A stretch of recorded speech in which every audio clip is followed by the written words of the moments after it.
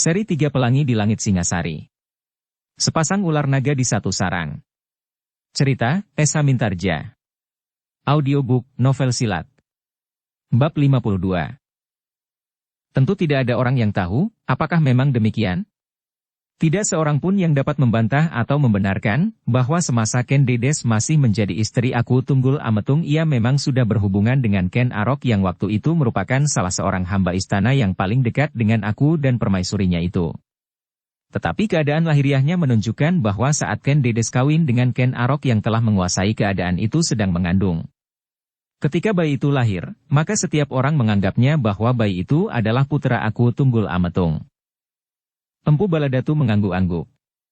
Katanya kemudian, bagaimanakah tanggapan Kakang terhadap beberapa pendapat, bahwa kedua anak muda itu masih terlampau dungu untuk memegang tampuk pemerintahan, sehingga sebenarnya yang memerintah sekarang adalah orang lain sama sekali ia adalah Mahisa Agni, saudara angkat Ken Dedes itu. Empu Sanggadaru tersenyum. Katanya, itu adalah wajar sekali. Anak-anak muda itu memerlukan seorang yang mempunyai pengalaman dan pengetahuan cukup. Mahisa Agni adalah seorang tua yang memenuhi syarat itu. Tetapi Kakang, bukanlah dengan demikian Mahisa Agni akan dapat berbuat sesuatu yang menguntungkan dirinya sendiri saja. Empu Sanggadaru tersenyum pula. Katanya, seandainya demikian, itu pun wajar. Tetapi berapa besar perbandingan yang dapat kita lihat? Usaha yang nampak pada Mahisa Agni sampai sekarang adalah usaha yang sama sekali tidak menyinggung rasa keadilan bagi rakyat Singasari. Meskipun nampak jelas pengaruhnya pada kedua anak-anak muda itu, namun yang dilakukan adalah suatu usaha yang justru membuat Singasari bertambah besar. Apakah itu bukan berarti menarik segala perhatian rakyat ke arahnya, bukan ke arah kedua anak-anak muda yang seharusnya memegang pemerintahan itu? Empu Sanggadaru mengerutkan keningnya. Bahkan ia pun kemudian bertanya, kenapa kau bertanya demikian Baladatu? Apakah kau merasa, atau mendengar atau melihat sikap seperti itu? Menurut pendapatku, sama sekali tidak ada tanda-tanda yang demikian. Bahkan orang tua yang bernama Mahisa Agni itu jarang sekali menampakkan dirinya di hadapan rakyat Singasari dengan menengadahkan dadanya, ia tetap seorang yang rendah hati dan selalu mengingat akan asalnya. Ia selalu merasa bahwa sebenarnya ia adalah seorang anak padepokan terpencil. Padepokan kecil, sehingga ia tidak terpisah dari lapisan yang telah melahirkannya. Empu Baladatu mengangguk-angguk. Ia agaknya tidak mempunyai kesempatan untuk melihat kekurangan pada keluarga Ranggauni, Mahisa Cempaka dan orang-orang di sekitarnya. Namun demikian ia masih belum berputus asa. Ia masih akan tetap mencari kelemahan pada Ranggauni dan Mahisa Cempaka dari segala segi.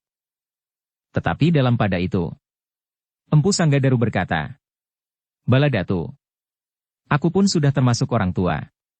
Aku mengenal beberapa orang yang memerintah di Singasari, bahkan sejak zaman Tumapel.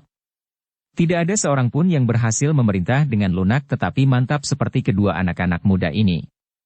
Tunggul Ametung adalah seorang Aku yang besar, tetapi ia lebih senang mementingkan kesenangan pribadi.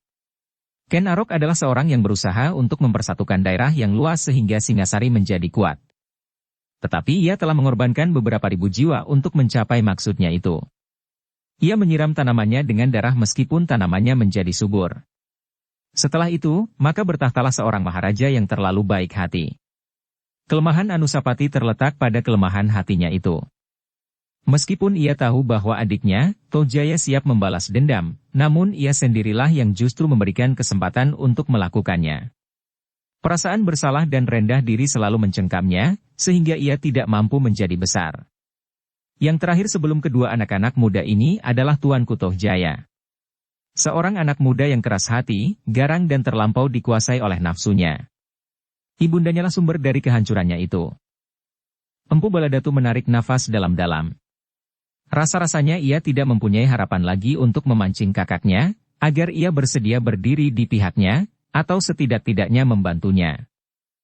Bahkan Empu Baladatu menjadi semakin berdebar-debar ketika kakaknya berkata, Baladatu, aku kira pemerintahan kedua anak muda sekarang ini adalah pemerintahan yang paling mantap. Tidak ada alasan dari seorang pun di antara rakyat Singasari untuk tidak merasa puas atas pemerintahan yang dipimpinnya. Empu Baladatu mengangguk-angguk. Betapapun perasaan kecewa menggelepar di dalam dadanya. Namun demikian, Empu Baladatu tidak dapat melupakan keinginannya untuk mencapai sesuatu. Ketika ia sempat melihat ke dalam hatinya, sebenarnya lah bahwa yang mendorongnya untuk melawan pimpinan tertinggi di Singasari bukanlah karena perasaan kecewa atas pemerintahan itu sendiri, tetapi semata-mata didorong oleh nafsunya untuk mendapatkan sesuatu yang dianggapnya paling berharga di muka bumi. Maharaja adalah jabatan yang paling utama. Kebahagiaan tertinggi bagi seseorang adalah apabila ia dapat menjadi seorang raja yang besar dan memerintah daerah yang luas, berkata Empu Baladatu di dalam hatinya.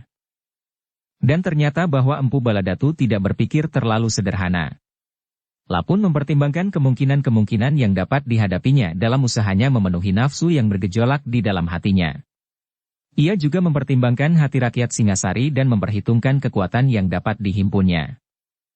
Karena itulah, maka ia mulai dengan membangun kekuatan yang dianggapnya akan dapat menjadi kekuatan yang tidak terlawan. Tetapi sebelum ia berhasil, maka rasa-rasanya, awan yang gelap telah mengalir di atas perguruannya. Hadirnya nama-nama Mahisa Bungalan dan Linggadadi membuatnya menjadi suram. Aku harus mencari cara lain, berkata Empu Baladatu. Dan ia pun telah memikirkannya. Yang mula-mula harus aku lakukan adalah membinasakan keduanya. Jika aku dapat membujuk Kakang Empu Sanggadaru untuk memusuhi keduanya, maka aku akan dapat meneruskan usahaku, merintis jalan ke Singgasana. Meskipun mungkin masih memerlukan waktu yang lama. Dalam pada itu, kejemuan benar-benar sudah hampir tidak teratasi lagi oleh Empu Sanggadaru. Rasanya tangannya sudah menjadi gatal, ia tidak biasa duduk termenung, apalagi dalam pakaian seorang pemburu. Meskipun ia dapat bersabar menunggu buruannya di dekat mata air, tetapi ia seolah-olah telah kehilangan kesabarannya itu untuk menunggui seekor harimau yang masih hidup tetapi terikat ke empat kakinya erat-erat. Setiap kali ia memandangi adiknya, dilihatnya adiknya sedang termenung, memandang gerak dedaunan yang gelisah disentuh angin yang lembut.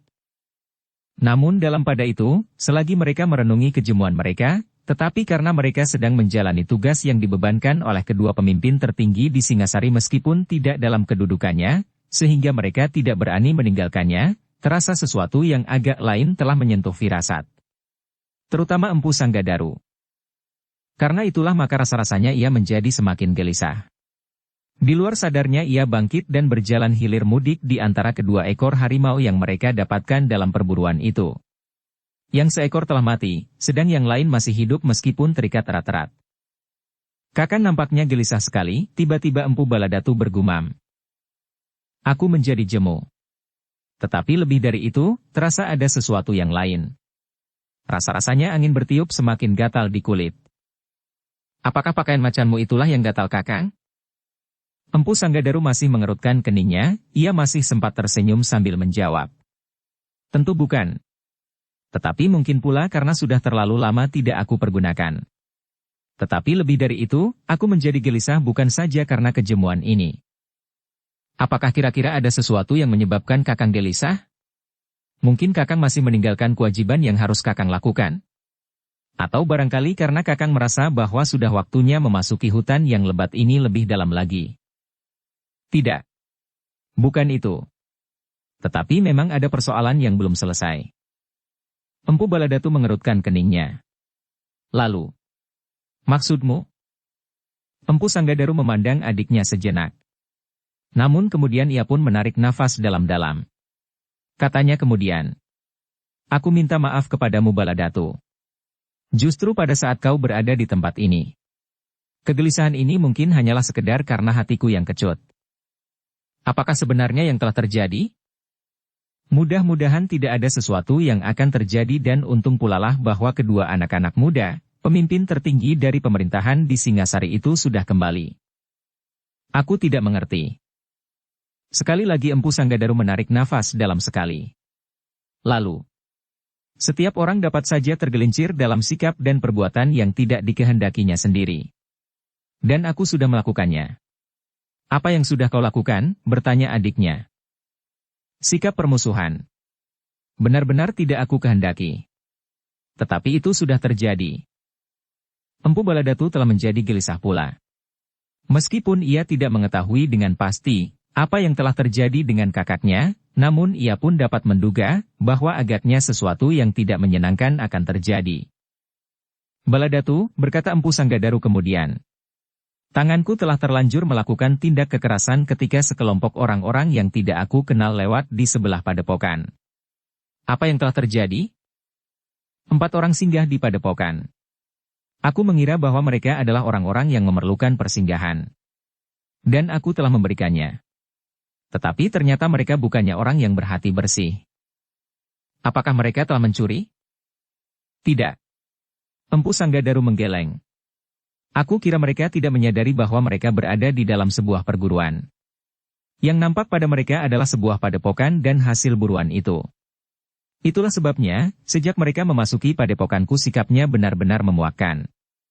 Meskipun demikian kepada mereka kami berikan tempat untuk bermalam, Empu Sanggadaru berhenti sejenak, lalu. Tetapi sayang, bahwa salah seorang dari mereka menjumpai seorang endang kecil dari padepokan sedang mengambil air di sumur. Ternyata bahwa gadis itu sangat menarik perhatiannya. Bahkan ternyata kemudian, ia tidak dapat menahan untuk menyapanya. Pembicaraan yang pendek dan keramah tamahan gadis itu membuat laki-laki itu kehilangan nalar, sehingga ia berusaha untuk berbuat sesuatu yang bertentangan dengan peradaban manusia. Ketika gadis yang ramah itu menjerit, beberapa orang berlari-larian mendatanginya. Dan yang terjadi kemudian, benar-benar tidak dapat dicegah lagi. Keempat orang itu menganggap para cantrik di padepokanku adalah tikus kecil yang hanya mengenal cangkul dan batang-batang jagung. Karena itulah, maka mereka sama sekali tidak minta maaf, bahkan menuntut agar gadis itu diserahkan kepada mereka.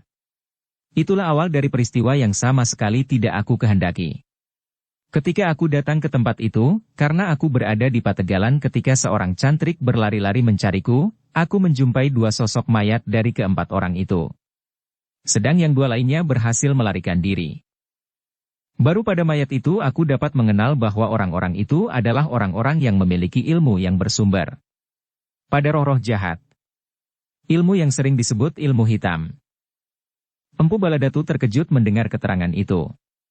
Ia sudah terlanjur menerima julukan dari orang-orang yang tidak senang kepadanya, bahwa ilmu yang disadapnya adalah ilmu hitam. Dan kini ada golongan lain yang juga menyedap ilmu yang disebut ilmu hitam itu. Karena itulah maka dengan serta-merta ia bertanya.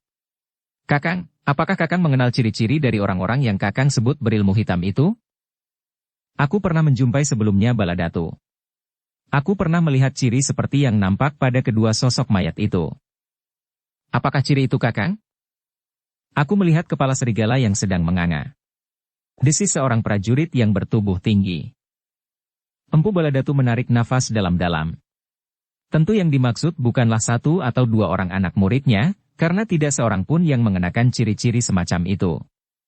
Jika ada orang yang mengenal ciri-cirinya tentu dilihat dari segi tata gerak dan sikapnya. Bukan pada lukisan apapun juga. Baladatu, berkata, Empu Sanggadaru kemudian. 2 kali aku telah berbenturan dengan mereka. Yang pertama di perjalanan. Dan yang kedua adalah di padepokanku. Aku menduga bahwa 2 peristiwa itu sudah cukup alasan bagi mereka untuk melepaskan dendamnya kepadaku. Apakah kira-kira mereka akan menyerang padepokanmu Kakang? Sehingga kau berniat untuk segera pulang. Aku mendapat firasat buruk. Tetapi aku tidak tahu, apa yang akan terjadi? Keduanya pun. Kemudian terdiam sejenak. Angan-angan masing-masing melambung ke dalam kegelisahan. Bahkan kemudian Empu Sanggadaru pun berkata, Baladatu, beritahulah kepada kedua pengawalmu, agar mereka berhati-hati. Aku pun akan memperingatkan kedua cantriku pula. Empu Baladatu mengangguk. Jawabnya, baik Kakang. Tetapi apakah menurut Kakang ada kemungkinan, mereka akan datang kemari? Aku adalah seorang pemburu, Baladatu. Hidungku sudah terbiasa dapat membedakan bau angin yang bertiup. Dan aku mencium bau yang lain dari bau hutan ini. Ah, tentu orang-orang Singasari yang datang untuk mengambil harimau itu. Kakang mengenal ciri-ciri dari orang-orang yang Kakang sebut berilmu hitam itu? Empu Sanggadaru menggeleng. Katanya. Bukan. Aku dapat membedakannya. Baiklah. Empu Baladatu mengangguk sambil berdiri.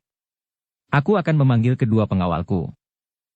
Dan kedua cantrik itu sekaligus. Baladatu termangu-mangu. Lalu katanya. Baiklah. Aku akan memanggilnya kemari. Kakang sajalah yang memberitahukan kepada mereka apa yang akan terjadi. Empu Sanggadaru tidak menjawab. Dipandanginya saja adiknya yang melangkah mendekati pengawal-pengawalnya yang sedang beristirahat. Kemudian dua orang cantrik yang sedang berbaring beberapa langkah dari kedua pengawal itu. Sejenak kemudian, maka mereka pun datang mendekat Empu Sanggadaru yang termangu-mangu. Empu Baladatu pun kemudian duduk pula di sebelah kakaknya yang nampak gelisah. Tetapi ia tidak mengatakan sesuatu, karena ia menunggu penjelasan yang akan diberikan oleh kakaknya itu. Apakah kalian ingat peristiwa yang telah terjadi di padepokan kita menjelang kedatangan Empu Baladatu? Bertanya Empu Sanggadaru kepada kedua cantriknya. Kedua cantrik itu mengangguk-angguk. Salah seorang dari mereka menjawab. Ya, aku ingat Empu. Pembunuhan yang sama sekali terjadi tanpa kami sengaja. Peristiwa itu demikian cepat berlangsung, sehingga ketika kesadaran kami timbul sepenuhnya, kami sudah melihat mayat-mayat yang terkapar. Aku tidak menyalahkan kalian, desis Empu Sanggadaru. Tetapi yang perlu kau ketahui sekarang adalah akibat dari peristiwa itu. Dendam. Ya. Agaknya mereka akan datang untuk membalas dendam. Aku tidak tahu pasti, apakah mereka akan melakukannya di sini atau di padepokan. Kedua cantrik itu termangu-mangu. Baladatu, berkata Empu Sanggadaru. Peristiwa inilah yang membuat kita terlampau berhati-hati. Ketika kau datang, kau disambut dengan penuh kecurigaan. Baladatu mengangguk-angguk. Memang kehadirannya di padepokan kakaknya terasa sekali, betapa padepokan itu diselubungi oleh suatu rahasia. Dan kini ia mengetahui, salah satu sebab kenapa seisi padepokan itu menjadi sangat berhati-hati. Empu, berkata salah seorang cantriknya. Jika demikian, apakah tidak sebaiknya kita segera kembali ke padepokan? Jika mereka menemukan padepokan itu kosong, maka mereka akan berbuat apa saja tanpa dapat dikendalikan. Empu Sanggadaru mengerutkan keningnya. Namun kemudian katanya.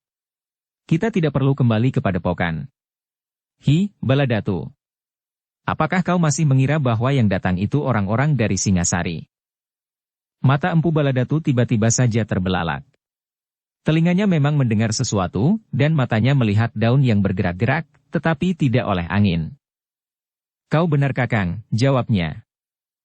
Tetapi Empu Sanggadaru masih duduk dengari tenangnya. Katanya. Mereka tidak usah kita sambut di padepokan.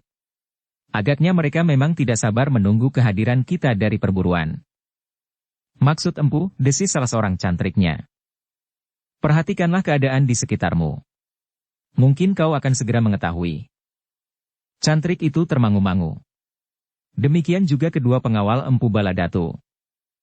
Namun mereka tidak perlu terlalu lama berteka-teki sejenak kemudian seorang yang bertubuh tinggi berdada bidang meloncat dari dalam semak-semak. Kedua cantrik dan kedua pengawal Empu Baladatu terkejut. Mereka bergeser setapak. Namun kemudian mereka pun berloncatan pula sambil meraba hulu senjata masing-masing. Baladatu dan Empu Sanggadaru masih tetap duduk di tempatnya. Mereka sama sekali tidak terkejut, karena mereka sudah mendengar dan melihat dedaunan yang bergerak. Namun demikian, dada mereka bergejolak ketika mereka melihat di sekitarnya beberapa orang yang berloncatan pula. Jumlahnya terlalu banyak dari dugaan mereka. Siapa di antara kalian yang bernama Sanggadaru? Geram orang bertubuh tinggi dan berdada bidang itu. Empu Sanggadaru dan Empu Baladatu berdiri sambil memandang berkeliling. 15 orang. Aku hanya membawa 15 orang tetapi 15 orang ini akan cukup membinasakan kalian semuanya, dan orang-orang di padepokanmu. Empu Sanggadaru maju selangkah. Jawabnya. Akulah yang bernama Sanggadaru. Aku sudah menyangka. Kau yang mengenakan pakaian aneh-aneh itulah yang bernama Sanggadaru, yang merasa dirinya jantan tanpa tanding. Aku kurang mengerti. Tetapi menilik ciri gambar pada pergelangan tanganmu itu. Aku sudah menduga, apakah yang telah mendorongmu mencari aku. Kau benar-benar seorang yang jantan. Kau benar. Aku memang ingin menuntut balas. Kematian kedua muridku membuat perguruanku goncang. Kau sudah dalang ke padepokanku? Ya. Kau sudah membakar padepokan itu dan membunuh semua isinya. Belum. Aku mendengar dari cantrik-cantrikmu yang menggigil ketakutan, bahwa kau sedang pergi berburu. Aku bukan pengecut. Aku sengaja mencarimu.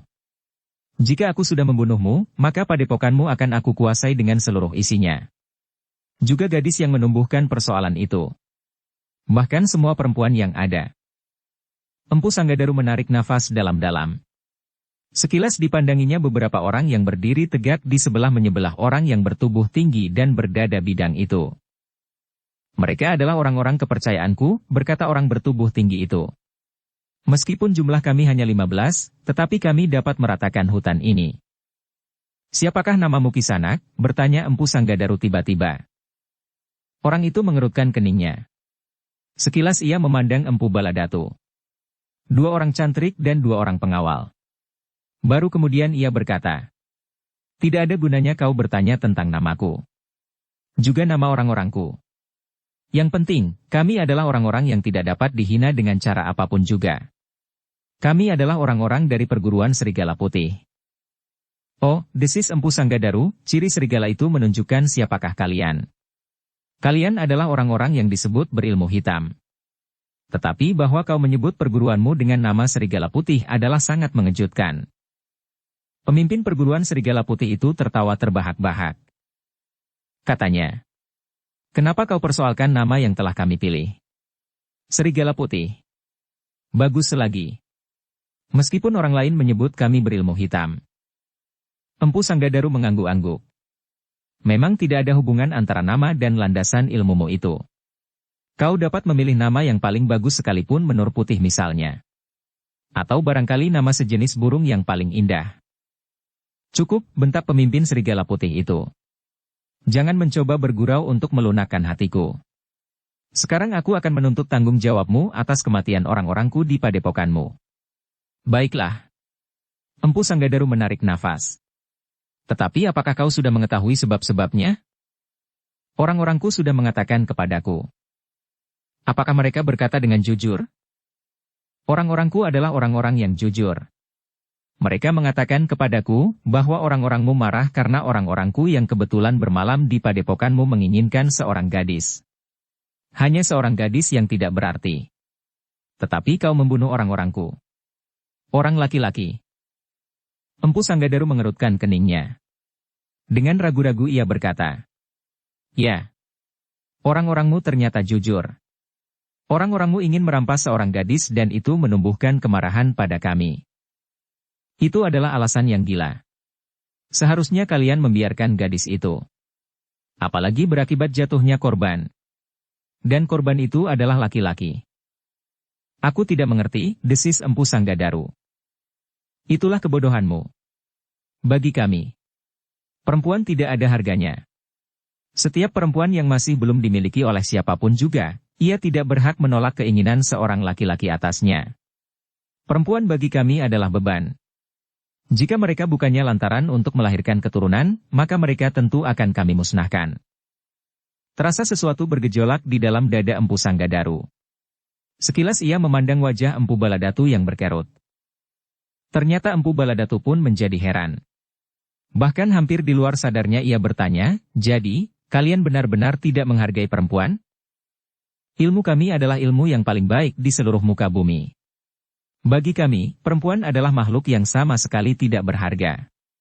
Tetapi meskipun demikian, kami memerlukannya, karena kami menginginkan anak. Terutama anak.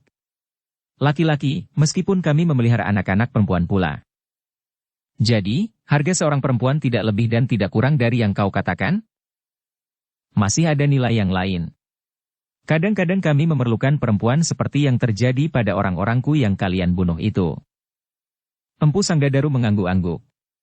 Katanya, itulah sebabnya, maka kalian disebut berilmu hitam.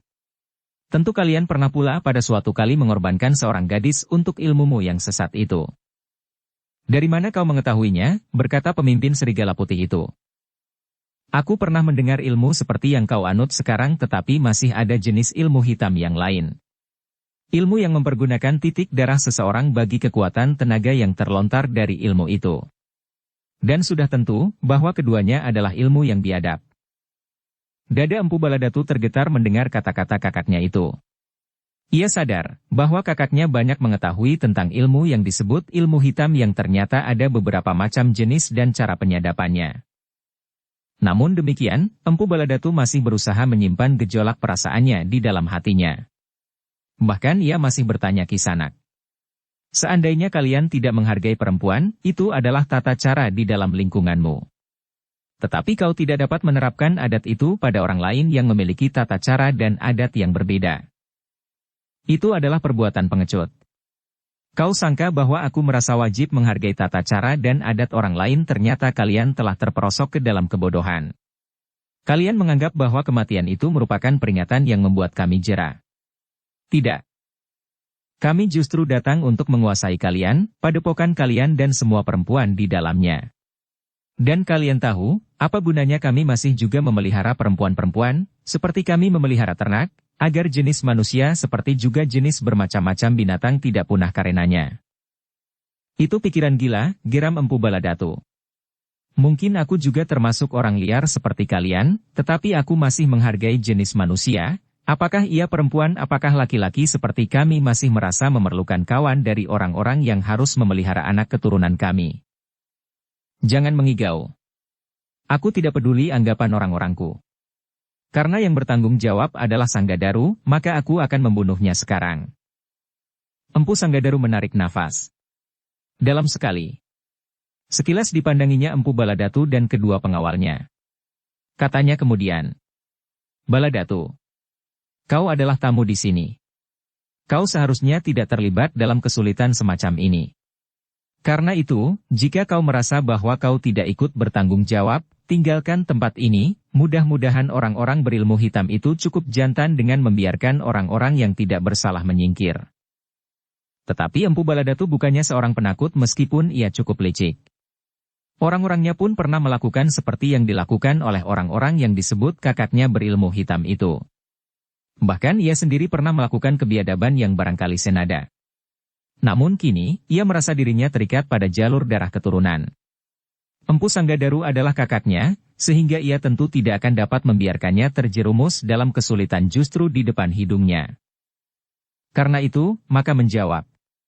Kakang, aku sudah berada di sini. Aku kira, yang paling baik aku lakukan adalah bersamamu melawan orang-orang itu. Aku tidak menghiraukan apakah mereka benar atau salah. Tetapi yang penting, ia sudah memusuhi orang yang di sini bersamaku dalam perburuan ini. Terlebih lagi ia adalah kakakku. Persetan, geram pemimpin dari kelompok yang menyebut diri mereka Serigala Putih. Aku akan membunuh kalian. Seandainya kau akan lari pun tidak akan aku beri jalan. Kalian, siapapun juga, harus mati di sini. Dan aku akan kembali ke padepokanmu sambil membawa kepalamu. Dengan demikian seisi padepokan itu akan menyerah dan menjadi orang-orangku. Mereka tentu tidak akan dapat mencegah lagi, apapun yang akan kami lakukan terhadap perempuan-perempuan di padepokan itu. Empu Sanggadaru menggeretakkan giginya. Katanya, baiklah Kisanak.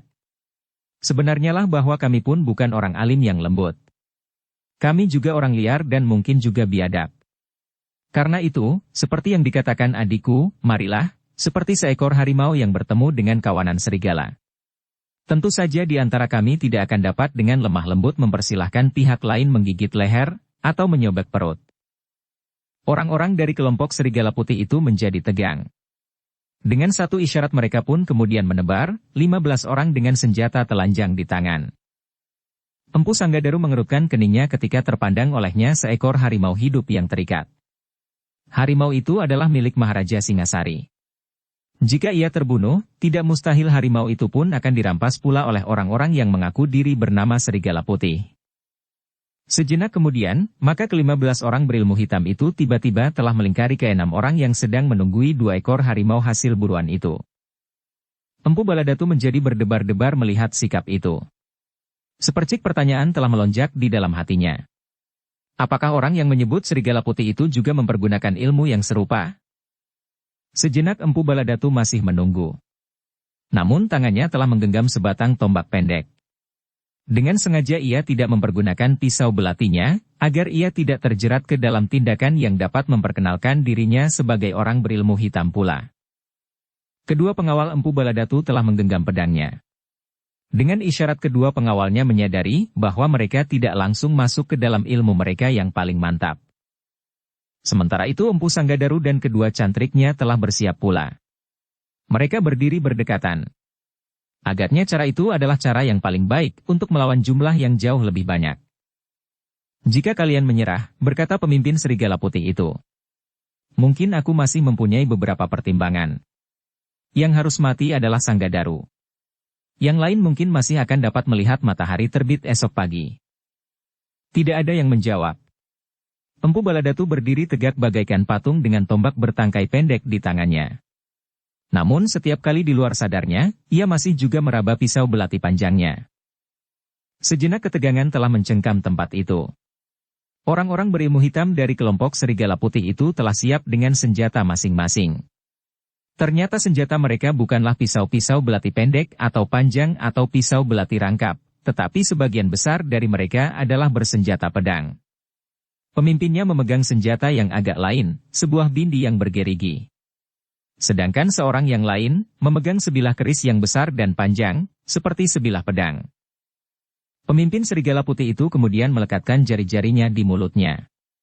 Ketika terdengar mulut itu bersuit nyaring, maka mulailah ke-15 orang itu bergerak. Mereka melangkah maju dengan senjata yang teracu. Keenam orang yang berada di dalam lingkaran itu telah bersiap menghadapi kemungkinan. Senjata mereka bagaikan bergetar di tangan yang bergetar pula.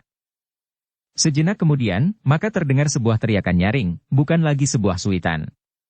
Agaknya perintah itulah yang menentukan, kapan orang-orang Serigala Putih itu mulai berloncatan menyerang dengan dahsyatnya. Ternyata bukan senjata mereka sajalah yang bergerak menyambar, tetapi mulut mereka pun berteriak-teriak tidak keruan. Keras dan kasar. Empu Sanggadaru mengerutkan keningnya melihat sikap yang kasar dan keras itu. Tetapi ia tidak boleh membuat pertimbangan-pertimbangan terlalu banyak karena lawan-lawannya telah berloncatan menyerang dengan garangnya. Dengan hati-hati Empu Sanggadaru menempatkan dirinya dekat dengan kedua cantriknya. Mereka berdiri saling membelakangi. Beberapa langkah dari mereka Empu Baladatu telah mempersiapkan diri pula bersama kedua pengawalnya. Tetapi mereka pun bersikap lain dari Empu Sanggadaru. Mereka lebih senang bertempur di tempat yang luas, karena sudah menjadi kebiasaan mereka untuk mempergunakan tata gerak yang panjang meskipun untuk melayani lawannya kali ini, mereka tidak langsung berada di dalam sebuah lingkaran yang berputaran. Ternyata orang-orang yang berilmu hitam yang tergabung di dalam kelompok yang disebut Serigala Putih itu tidak mempergunakan cara yang selama itu dipakai oleh Empu Baladatu, mereka tidak bergerak dalam lingkaran yang berputaran. Tetapi mereka menyerang lawannya bersama-sama. Mereka telah membagi diri untuk menghadapi lawannya yang terpecah pula. Pemimpin Serigala Putih itu bersama beberapa orang pengiringnya bersama-sama menyerang Empu Sanggadaru yang bertempur berpasangan dengan kedua cantriknya. Sementara itu beberapa orang yang lain telah menyerang Empu Baladatu dan kedua pengawalnya yang bertempur terpisah. Dalam benturan pertama, sudah terasa betapa Empu Sanggadaru mempunyai kekuatan yang tidak terduga oleh lawannya. Pemimpin Serigala Putih itu terkejut ketika senjatanya membentur senjata Empu Sanggadaru. Hampir saja senjatanya terlepas. Untunglah bahwa ia sempat meloncat surut dan memperbaiki keadaan, sementara beberapa orang-orangnya telah melindunginya. Dengan demikian maka Empu Sanggadaru dapat menjajaki, bahwa meskipun lawannya berlipat jumlahnya, namun ia masih mempunyai kesempatan untuk keluar dari lingkaran maut itu. Dalam pada itu sekilas ia melihat adikmu yang sedang menghadapi 3 orang sekaligus. Dengan garangnya Empu Baladatu menangkis setiap serangan, dan bahkan kemudian ia pun menyerang dengan garangnya pula. Empu Sanggadaru menjadi agak tenang. Nampaknya adiknya tidak segera mengalami kesulitan. Mudah-mudahan kami mampu mempertahankan diri, gumam Empu Sanggadaru di dalam hatinya. Ternyata bahwa Empu Sanggadaru yang telah berhasil membunuh seekor harimau dengan tangannya itu benar-benar memiliki kekuatan yang luar biasa. Meskipun masih nampak goresan-goresan luka di tubuhnya, yang sudah tidak mengalirkan darah lagi, namun itu sama sekali tidak mempengaruhinya. Ia masih tetap lincah dan garang. Namun dalam pada itu, kedua pengawal Empu Baladatu yang masing-masing harus bertempur melawan 2 orang, ternyata pada permulaan perkelahian itu sudah nampak, bahwa mereka akan segera menemui kesulitan, justru karena mereka bertempur dengan cara yang tidak biasa mereka lakukan. Bertahanlah dengan caramu itu, teriak Empu Baladatu. Kedua pengawalnya tidak menyahut. Tetapi mereka terdesak mundur. Empu Baladatu yang kemudian mempergunakan setiap kesempatan untuk menolong kedua pengawalnya. Ia bertempur seperti seekor burung. Meskipun ia tidak berlari-lari melingkari lawannya, namun ia mempergunakan ruang yang luas untuk mengatasi kesulitannya. Sikapnya memberikan contoh kepada kedua pengawalnya. Seperti Empu Baladatu, maka mereka pun mempergunakan cara yang serupa. Meskipun mereka tidak dapat melingkari lawannya, namun gerakan yang panjang itu rasa-rasanya telah memberikan nafas kepada mereka. Loncatan-loncatan yang jauh, dan sekali-sekali tidak dapat menyembunyikan unsur gerakan melingkar, telah membuat lawannya harus menyesuaikan diri. Itulah kemenangan mereka. Mereka sudah terbiasa berkelahi dengan gerakan dan tenaga yang banyak. Berlari-lari berputaran untuk waktu yang lama. Dan kini mereka pun tidak segera diganggu oleh pernafasan mereka yang terlatih ketika mereka bertempur sambil berloncatan, dan bahkan berlari-lari. Licik, tiba-tiba salah seorang dari kelompok serigala putih itu berteriak karena lawannya selalu menghindar menjauhkan kemudian dengan tiba-tiba menyerang dengan loncatan yang panjang. Siapkah yang lebih licik? Jawab salah seorang pengawal Empu Baladatu. Kalian bertempur berpasangan. Jika aku hanya menghadapi seorang lawan, aku akan mempergunakan cara yang lain. Lawannya menggeram. Mereka mencoba untuk mengurung gerak pengawal Empu Baladatu. Tetapi mereka tidak berhasil karena pengawal-pengawal itu mampu bergerak jauh lebih lincah dan cepat.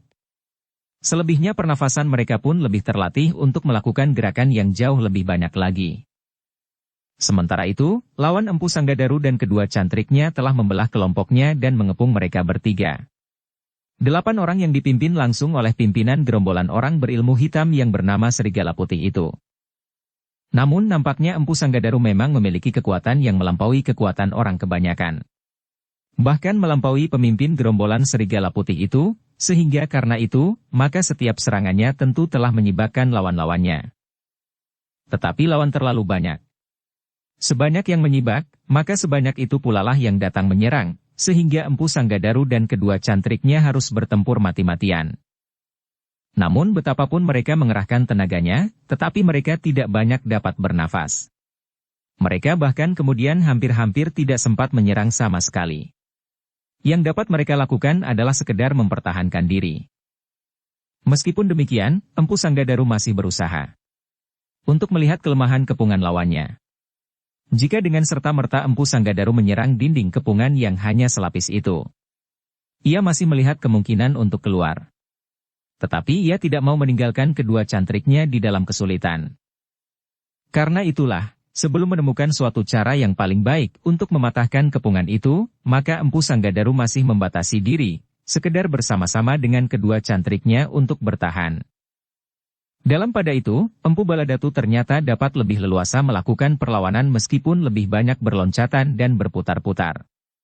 Bahkan dengan sengaja ia membuat lawan-lawannya menjadi semakin marah karena Empu Baladatu dan kedua pengawalnya telah membuat pepohonan menjadi perisai dan perlindungan. Mereka berlari-lari berputaran mengelilingi pohon-pohon besar yang tumbuh di sekitarnya. Licik, gila, teriak salah seorang lawannya. Kenapa kau tidak bersikap jantan? Kemarilah. Kita bertempur di tempat yang lapang dan terbuka. Jika kalian berjanji untuk berkelahi seorang melawan seorang, aku tidak berkeberatan. Aku akan melawan 3 orang berurutan, tidak sekaligus. Dan aku akan membunuh 3 orang itu pula berurutan, jawab Empu Baladatu. Persetan, geram lawannya. Tetapi mereka terdesak mundur. Dengan demikian, maka Empu Baladatu masih saja bertempur di antara pepohonan dan gerumbul-gerumbul perdu. Sekali-sekali ia berlari-larian di antara pepohonan, namun tiba-tiba ia meloncat menyerang dengan tiba-tiba. Bahkan tanpa dapat menghindarkan diri dari pengaruh ilmunya yang sebenarnya, kadang-kadang Baladatu pun berlari berputaran. Demikian pula kedua pengawalnya. Mereka pun bertempur dengan cara yang sama. Tetapi karena mereka tidak memiliki ilmu semantap Empu Baladatu, maka mereka lebih banyak berlari-lari menghindar daripada menyerang. Namun demikian kadang-kadang mereka pun dapat menyerang dengan tiba-tiba dan membahayakan lawannya. Empu Sanggadaru melihat cara bertempur adiknya dengan heran. Ia sama sekali tidak segera dapat melihat ilmu yang manakah yang nampak pada adiknya itu. Ia mendapat ilmu dasar yang sama dengan Baladatu. Namun dalam perkembangannya menjadi sangat jauh berbeda. Tetapi Empu Sanggadaru tidak sempat menilai adiknya lebih lama lagi. Ia mengambil kesimpulan bahwa yang dilakukan oleh Baladatu adalah semata-mata untuk mengatasi kesulitan sesaat yang datang tidak terduga-duga itu. Memang tidak terlalu mudah untuk melawan 3 orang sekaligus. Seperti yang dialaminya, bahwa ia harus melawan 8 orang bersama-sama dengan 2 orang cantriknya itu. Namun bagaimanapun juga, karena orang-orang serigala putih itu pun memang sudah membekali dirinya dengan ilmu pula, ternyata bahwa lawan-lawan mereka akan sulit dapat bertahan terlalu lama. Empu Baladatu yang berlari-larian pun akhirnya harus mengakui kelebihan 3 orang lawannya bersama-sama. Mereka kemudian menemukan cara untuk memotong setiap gerakan Empu Baladatu. Sementara itu kedua pengawalnya pun mengalami kesulitan pula.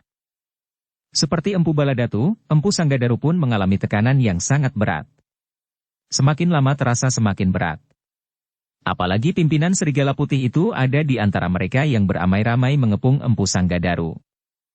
Sorak dan teriakan masih saja mengumandang di hutan itu. Orang-orang berilmu hitam itu agaknya dengan sengaja mempengaruhi jiwanya dengan suara-suara yang mengejutkan dan keras.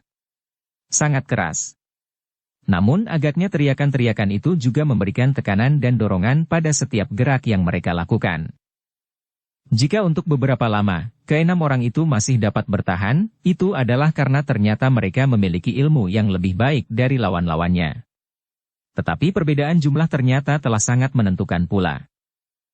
Ketika desakan lawannya menjadi semakin berat, maka rasa-rasanya ujung senjata mereka telah mulai menyentuh kulit.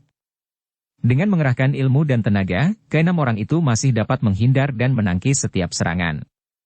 Tetapi mereka pun mulai dirayapi oleh pengakuan bahwa mereka menjadi sangat lelah karenanya, sehingga dengan demikian, maka perlawanan mereka pun mulai surut. Pemimpin serigala putih itu melihat bahwa Empu Sanggadaru dan kedua cantriknya tidak lagi segarang sesaat ketika mereka mulai dengan pertempuran itu. Meskipun kekuatan Empu Sanggadaru masih menggoncangkan hati lawan-lawannya, namun, terutama pada kedua orang cantriknya, rasa-rasanya perlawanan sudah menjadi kendor. Kami hanya menunggu saat itu datang, berkata pemimpin serigala putih itu. Kematian memang sudah membayang. Tetapi agaknya kalian ingin disebut jantan. Mati dengan senjata di tanganku. Empu Sanggadaru tidak menyahut. Ia memusatkan perhatiannya pada usaha untuk memecahkan kepungan. Apakah aku sendiri harus keluar dari kepungan itu dan membantu kedua cantrik itu dari luar lingkaran? Pertanyaan itu mulai menggelitik hatinya. Tetapi Empu Sanggadaru tidak sampai hati meninggalkan kedua cantriknya yang setia itu. Jika ia terlambat, maka keduanya tidak akan tertolong lagi karena tekanan lawan seolah-olah sudah tidak terbendung lagi. Demikian pula keadaan Empu Baladatu. Bagi Empu Baladatu sendiri, meskipun ia harus melawan 3 orang tetapi ia masih melihat kemungkinan baginya menyelamatkan diri di sela-sela pepohonan, meskipun seandainya ia harus melarikan diri. Tetapi kedua orang pengawalnya benar-benar telah mengalami tekanan yang hampir tidak teratasi. Yang kemudian terjadi adalah benar-benar mencemaskan.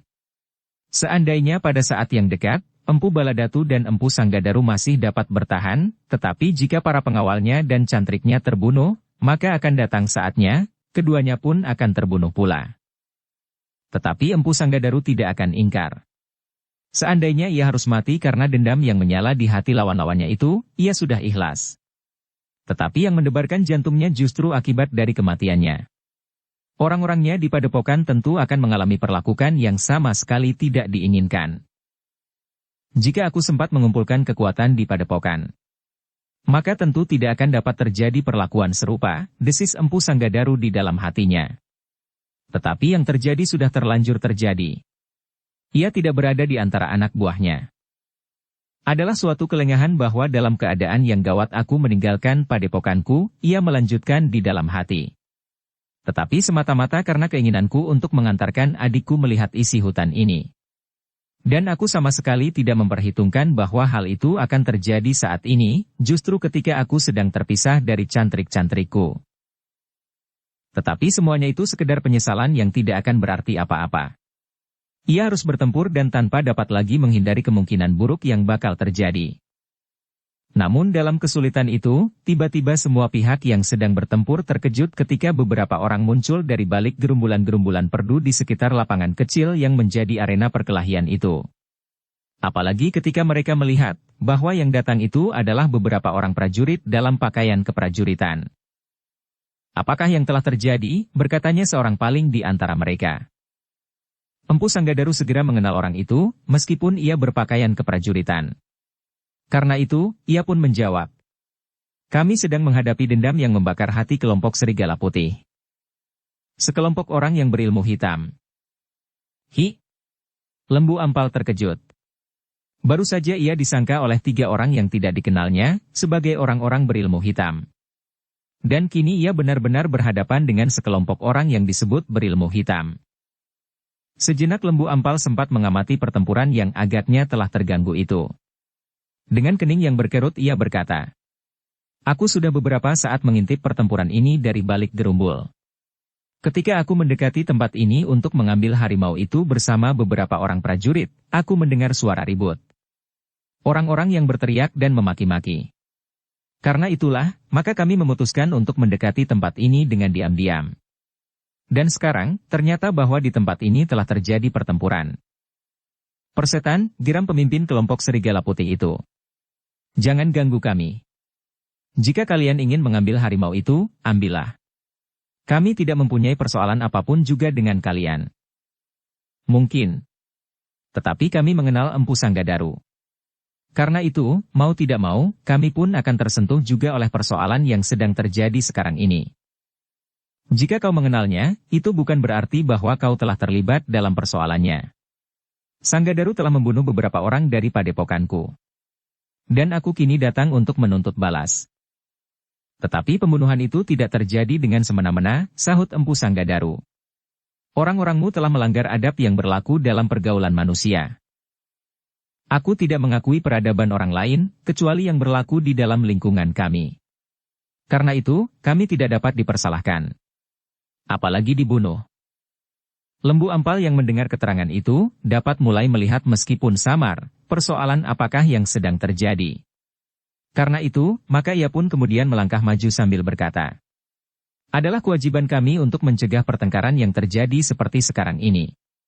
Karena itu, marilah kita selesaikan persoalan ini sebaik-baiknya. Ia telah membunuh orang-orangku. Dan itu sudah terjadi. Penyelesaian yang paling baik bagiku adalah tebusan kematian dengan kematian. Tetapi kematian itu tentu ada sebabnya. Jika sebabnya itu cukup besar, sehingga kematian itu tidak dapat dihindarkan, maka penilaiannya harus berbeda," jawab Lembu Ampal. "Demikian juga kali ini. Jika terjadi pembantaian karena alasannya cukup kuat maka itu pun tidak dapat dicegah dan harus mendapat penilaian yang lain pula," teriak pemimpin Serigala Putih itu. "Kami mempertahankan kehormatan seorang gadis," tiba-tiba saja Empu Sanggadaru memotong. "Itulah sebabnya kami terpaksa membunuh beberapa saat yang lampau. Kehormatan seorang perempuan tidak berarti apa-apa bagi kami," teriak pemimpin Serigala Putih itu. Lembu Ampal memandang wajah pemimpin kelompok yang menyebut dirinya Serigala Putih itu dengan tajamnya. Kemudian dengan suara yang datar ia bertanya, "Apakah memang demikian penilaianmu terhadap seorang perempuan?" "Ya." "Tetapi apakah kau menyadari bahwa kau juga dilahirkan oleh seorang perempuan? Bahkan ibumu yang mengasuhmu sejak bayi itu pun seorang perempuan?" Pemimpin Serigala Putih itu termangu-mangu sejenak. Tetapi karena ia sudah berdiri di alas suatu sikap yang keras, maka ia pun berteriak, "Apa peduliku dengan ibuku? Ia memang seorang perempuan. Tetapi ia hanyalah sekedar alat untuk melahirkan aku dan memeliharaku karena kewajiban." Lembu Ampal mengangguk-angguk. Katanya kemudian, "Jika itu pendirianmu, maka sebaiknya aku memperingatkanmu, jangan mempertahankan sikap dan pendirian yang salah itu dengan menambah kematian. Apakah itu anak buahmu sendiri, atau anak buah orang lain? Persetan. Apa pedulimu?" "Lihat Kisanak," berkata Lembu Ampal. "Aku tidak sendiri. Berapa banyak prajuritmu?" "Kami dengan 15 orang akan membinasakan seisi hutan ini, termasuk prajurit-prajurit yang tersesat ke dalamnya." Lembu Ampal menarik nafas dalam-dalam. Agaknya orang itu memang sudah mengeraskan hatinya, sehingga tidak dapat diajak berbincang lagi. "Kisanak," berkata Lembu Ampal. "Kami datang dengan 5 orang prajurit. Bahkan jika kami memberikan isyarat, maka kawan-kawan kami yang aku perintahkan menunggu di ujung hutan ini akan segera berdatangan. Pemimpin kelompok yang menyebut dirinya Serigala Putih itu justru tertawa. Katanya, "Kau mencoba menakut-nakuti aku. Aku bukan anak-anak lagi. Apapun yang akan kau lakukan, bahkan memanggil semua prajurit di seluruh Singasari, kami sama sekali tidak akan gentar." Lembu Ampal masih akan berbicara lagi. Tetapi perwira yang masih sangat muda, yang memimpin prajurit-prajurit Singasari itu sudah mendahului. "Kami adalah prajurit Singasari yang terucapkan adalah perintah. Kami anggap telah melanggar ketentraman hidup rakyat Singasari. Karena itu, perbuatan kalian harus dicegah. Jika perlu dengan kekerasan. Aku tidak sendiri." "Persetan?" Perwira itu maju selangkah. Dengan wajah yang tegang ia berkata kepada Lembu Ampal, "Bagi kami sudah pasti. Orang inilah sebab dari pertengkaran yang telah terjadi, ia sama sekali tidak bersedia mendengarkan pertimbangan kami." Lembu Ampal mengangguk-angguk kecil. Katanya, "Masih ada kesempatan Kisanak. Aku sudah melihat bahwa kau tidak segera dapat mengalahkan lawanmu yang jumlahnya jauh lebih kecil dari jumlah anak buahmu. Kami akan membuat pertimbangan lebih jauh jika kau mau mengurungkan niatmu untuk membunuh, karena nampaknya tidak ada niatmu yang lain kecuali melepaskan dendam dan menaburkan kematian di sini." "Tepat. Dan tidak ada orang yang dapat melarang. Jika kau ikut campur maka kematian akan bertambah. Dan kalian pun terpaksa menyesali nasib kalian yang malang." Tidak ada gunanya lagi kita berbicara, perwira muda yang datang bersama Lembu Ampal itu tidak sabar lagi. "Jika kalian memang keras kepala, maka kami pun akan mencegah perbuatan kalian yang biadab itu dengan kekerasan.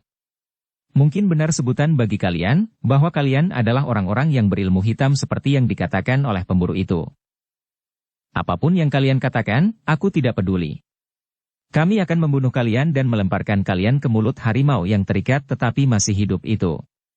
Bahkan mungkin akan datang pula serigala lapar jika mencium bangkai kalian yang membusuk di sini." Perwira muda itu menjadi marah. Selangkah ia maju dan berkata kepada Empu Sanggadaru, "Aku dan para prajurit yang ada bersamaku ada di pihakmu." Empu Sanggadaru menarik nafas dalam-dalam. Bersama dengan Lembu Ampal, prajurit itu berjumlah 6 orang. Dengan demikian maka jumlah mereka akan menjadi seimbang, meskipun masih berselisih beberapa orang. "Bersiaplah," teriak pemimpin Serigala Putih ini. "Aku akan membunuh kalian. Jika kalian masih mempunyai kawan yang bersembunyi, berikan isyarat agar mereka segera membantu kalian. Karena dengan demikian tugasku akan segera selesai. Membunuh kalian semuanya." Kemudian menguasai padepokan pemburu gila itu bersama semua isinya termasuk perempuan-perempuan. Wajah Empu Sanggadaru rasa-rasanya menjadi panas seperti tersentuh bara. Dengan nada yang dalam tertahan-tahan ia menggeram. "Kalian memang biadab." Pemimpin Serigala Putih itu tidak menjawab. Dengan isyarat ia memerintahkan anak buahnya memencar dan siap menghadapi lawan yang lebih banyak. Prajurit-prajurit Singasari pun segera mempersiapkan diri, tetapi mereka tidak segera melepaskan isyarat untuk memanggil kawan-kawannya yang ditinggalkan saat mereka mendahului melihat apa yang terjadi, karena mereka mendengar teriakan yang liar dan kasar. Lembu Ampal masih termangu-mangu sejenak.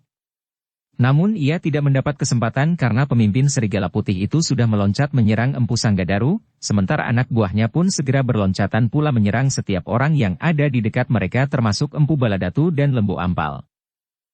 Tetapi Lembu Ampal dan para prajurit, serta orang-orang lain yang mendapat serangan yang tiba-tiba itu masih sempat mengelak. Bahkan Lembu Ampal masih sempat berkata, "Kisanak, apakah kalian tidak dapat membuat pertimbangan?